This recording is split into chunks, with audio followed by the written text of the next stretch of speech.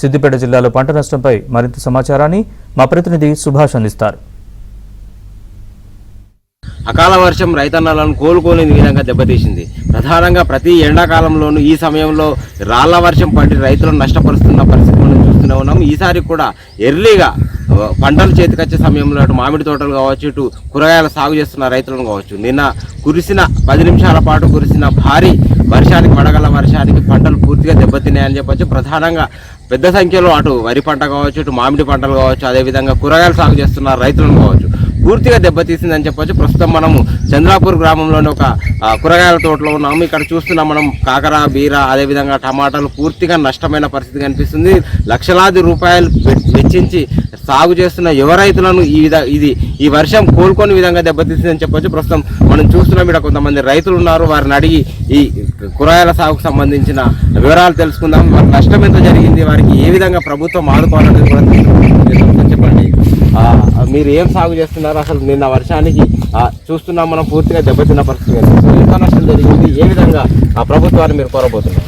దాదాపుగా మేము 2 ఎకరాలు, 1 ఎకరం కాకర, 1 ఎకరం బీర, 2 ఎకరాలు సాగు చేస్తున్నాము. ఈ సాగులో పాటు దీంట్లో మెల్సింగ్ కవర్ వేసి కింద డ్రిప్ వరిచి కాకర, బీర ఏది ఎల్తపంగతో స్ట్రైకింగ్ చేసి ఈ పందిరి సాగు విధానం చేస్తూ ఉన్నాం. అయితే నిన్న సాయంత్రం 15 నిమిషాల్లో ఎదురుగాలులతో పాటు పెద్ద ఎత్తున ఈ వడగళ్ళ వాన వచ్చి మొత్తం పందిరి మొత్తం కూలిపోయింది.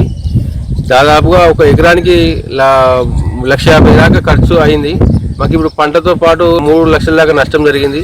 ఈ విధానానికి ప్రభుత్వం మమ్మల్ని ఆదుకోవాలని చెప్పేసి కోరుతా ఉన్నాను. అంటే ఈ పందిరి సాగు విధానాన్ని చేపట్టడానికి ఎంత ఖర్చు అవుతుంది? సో మీరు ఎన్ని పంటలు దీంతో తీశారు? మీకు ఎంత నష్టం మాటిల్లబోతుంది?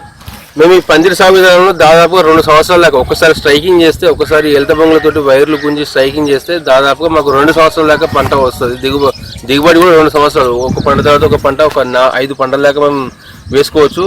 అట్లాంటిది ఒకటే పంటకు, అంటే ఈసారి మాత్రమే మొదటిసారిగా మేము స్ట్రైకింగ్ చేసినాము ఎల్తబంగులతోటి. ఈ స్ట్రైకింగ్ చేయడం వల్ల అధిక దిగుబడి వస్తుంది. అందుకోసమని దీన్ని స్ట్రైకింగ్ చేసినాము.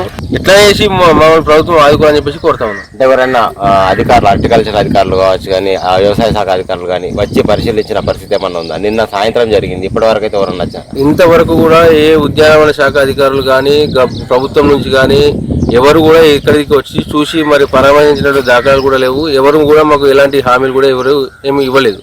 ఏం సాగు చేస్తున్నారు? ఎంత నష్టం జరుగుతుంది? మాది కూడా సేమ్ మా నాన్నలాగానే, నాది కాకర బీర 2 ఉన్నాయి. అది ఎకరం కాకర ఉన్నది, ఎకరం బీర ఉన్నది. నేను కూడా మొత్తం 3 లక్షలు వెచ్చించిన. ఎకరానికి 1,50,000 చొప్పున 3 లక్షలు వెచ్చించిన. నిన్ననే ఫస్ట్ కటింగ్ చేసినాము. ఒక 10,000 రూపాయలు వచ్చినాయి అంతే ఇది వరకు.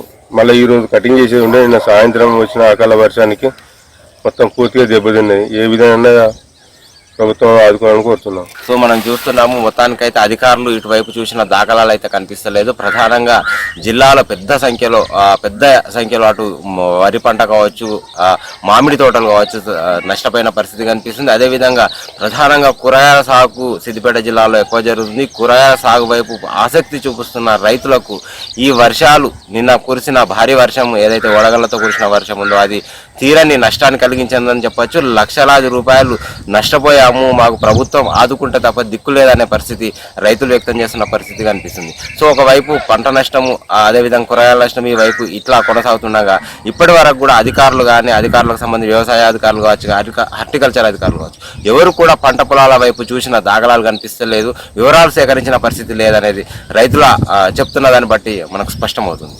వీడియో జర్నలిస్ట్ గిరితో సుభాష్, ABN ఆంధ్రజ్యోతి.